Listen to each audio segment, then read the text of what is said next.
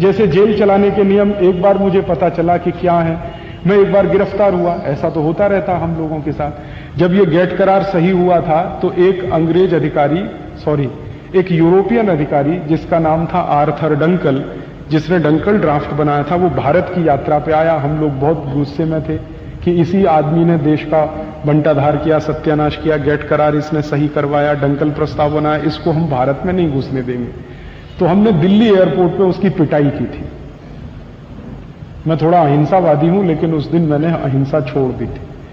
Arthur Dunkel को हमने जूतों से पीटा था और एयरपोर्ट के लाउंज में पीटा था, पुलिस के सामने पीटा था, और उसको हमने भागने के लिए मजबूर कर दिया था। वो भागा था लाउंज से और रनवे पे दौड़ गया था। मैंने कहा था कि दूसरी फ्लाइट लेके फिर वापस स्विट्जरलैंड चले जाओ, यहां घुसने का नहीं दिल्ली में। तो पुलिस ने गिरफ्तार किया क्योंकि वो भारत सरकार का मेहमान था। हमने कानून का उल्लंघन किया कि भारत सरकार के मेहमान की पिटाई कर दी, तो जेल तो होनी थी, तो हम जेल गए। जब मैं जेल में पहुंचा तो उस समय सौभाग्य या दुर्भाग्य जो भी कहो, किरण बेदी तिहाड़ जेल में थी। वो सुपरिंटेंडेंट थी वहां की, किरण बेदी। तो जब हम गए तो वो सब नाम नोट शुरू हुआ, जैसे मैनुअल्स में लिखा हुआ ना कि नाम कैदी का, बाप का, उम्र वगैरह सब। फिर ये कहा उन्होंने कि आप अपने कपड़े उतारो। एक पुलिस ऑफिसर आया, उसने कहा कपड़े उतारो। मैंने कहा क्यों भाई? उसने कहा आपका बॉडी मार्क चेक करना। तो मैंने कहा बॉडी मार्क आप चेक करोगे, मैं बता देता हूं, कपड़े क्यों उतरवाते हो मेरे? तो उसने कहा रूल है ये यहां का। मैंने कहा भाई बड़ा विचित्र है, तुम पूछ रहे हो, मैं बताता हूं मेरे बॉडी मार्क क्या है। मैं बताता हूं कि मेरी दाहिनी टांग पर तिल है, कि मेरे पैर में तिल है, कि मेरे कान के पीछे है या मेरी आंख के पीछे, मैं बताता हूं, तुम लिखो इसमें।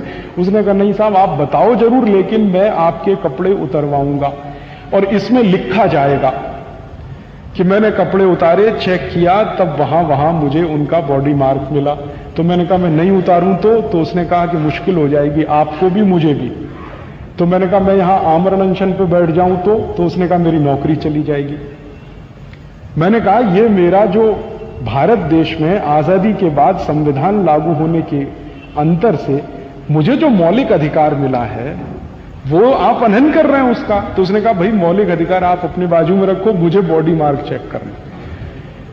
तो फिर मेरी जब मुलाकात हुई किरण बेदी से तो मैंने उनको पूछा ये बॉडी मार्क क्यों चेक करते हैं? तो उन्होंने कहा वो 1860 में कानून बना था, अंग्रेजों ने तय किया था, तो तब से चला आ रहा बॉडी मार्क चेक। तो मैंने कहा मुझे वो मैनुअल पढ़ना है।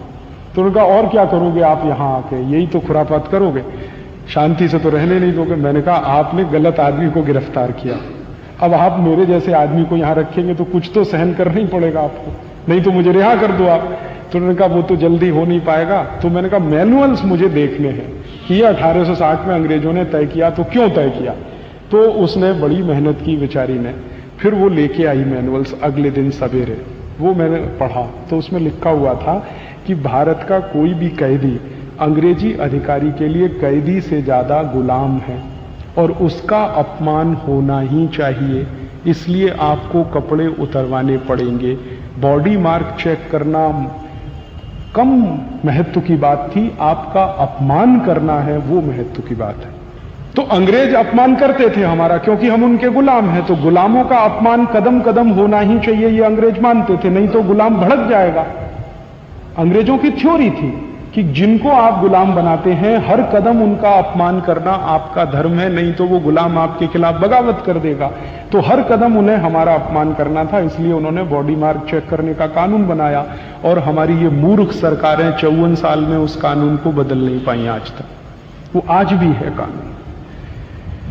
खुदा न खास्ता गलती से आप किसी दिन गिरफ्तार हो जाएं और आपको जेल जाना पड़े तो आपका भी बॉडी मार्क चेक होगा, भले ही आपको कितना ही अपमानजनक लगे।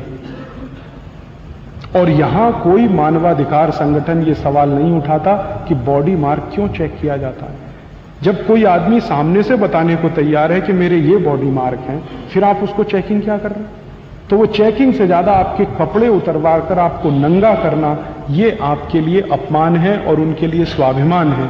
वो सिस्टम उन्होंने चलाया, वही हम चला रहे हैं पूरे देश में। नहीं बदला कुछ भी, जेल मैनुअल्स के एक भी कानून नहीं बदले गए इस देश में। दोस्तों सबसे पहले तो चैनल सब्सक्राइब करें, फिर लाइक, कमेंट और शेयर करें।